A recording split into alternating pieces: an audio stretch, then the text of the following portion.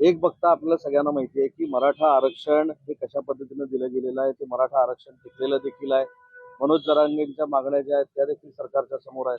परंतु एक भूमिका स्पष्ट असली पाहिजे की शेवटी ओबीसी हा घटक देखील महाराष्ट्रातला प्रमुख घटक आहे आणि त्याच्यावर देखील कुठे अन्याय होणार नाही ही देखील भूमिका शासन म्हणून आमच्या सगळ्यांचीच आहे. त्याच्यामुळं जरांगेंच्या मागण्या असतील किंवा मराठा समाजाच्या उन्नतीच्या मागण्या असतील त्या चांगल्या पद्धतीनं सरकारला कशा पुढे नेता येतील यासाठी समितीमध्ये आम्ही काम करतो. 6 महापालिकेच्या प्रभाग रचना जरांगे असं म्हणतायत, समिती जरी बदलली असली, सरकारने निर्णय जरी घेतला असला तरी आंदोलन आणि मोर्चा मुंबईत होणार.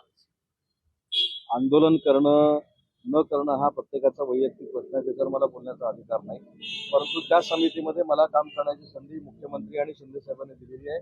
मराठा समाजाच्या उन्नतीसाठी जे जे काही करावं लागेल ते आम्ही त्याच्यामध्ये करणार. 6 महापालिकेच्या प्रभाग रचनांचं प्रारूप जे ते समोर आलेले आहे, हरकती आणि सूचना मागवण्यात आलेल्या आहेत. पण जेवढे फेरबदल अपेक्षित होते तेवढे बदल यंदा तरी पाहायला मिळत नाही. 2017 प्रमाणेच प्रभाग रचना आहे.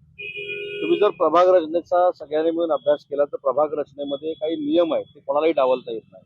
जसं मतदार याद्यांमध्ये काही लोक सांगतात की दुबार नोंदणी झालेली आहे किंवा या सगळ्या गोष्टी झालेल्या आहेत, ते बदलण्याचे अधिकार देखील आपल्याला दिलेले आहेत निवडणूक आयोगानं.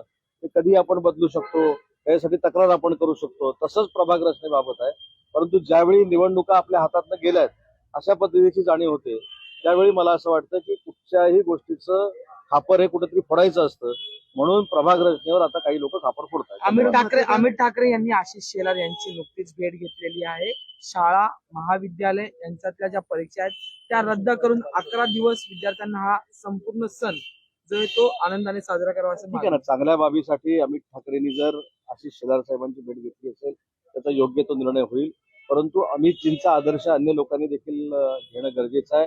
महानगरपालिकेमध्ये काही शंका जर असेल तर काही लोकांनी एकनाथ शिंदे साहेबांची देखील भेट घेणं आवश्यक आहे. राऊतांनी थेट पंतप्रधान नरेंद्र मोदी यांना पत्र लिहिले आणि त्याच्यात भारत पाकिस्तान जो आशिया कपचा सामना आहे त्याच्या संदर्भातल्या सूचना ज्या आहेत त्या केलेल्या या पत्राकडे तुम्ही कसं ठीक आहे, जे पत्र पाठवलंय त्याचा योग्य तो निर्णय पीएमओ ऑफिस घेईल.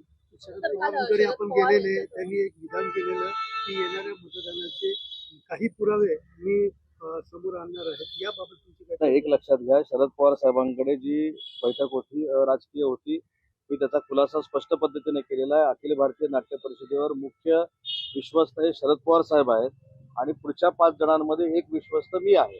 त्याच्यामुळे काही फेररचना अखिल भारतीय नाट्य परिषदेची करायची होती. त्याबाबत जी 11 सप्टेंबरला बैठक आहे त्याच्या पूर्व नियोजनासाठी आणि पूर्व बांधणीसाठी आजची बैठक होती.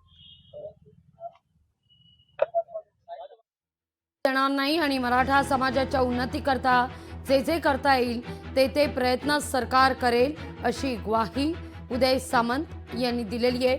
ओबीसी महाराष्ट्रातील मुख्य घटक असल्याचं उदय सामंत म्हणतात.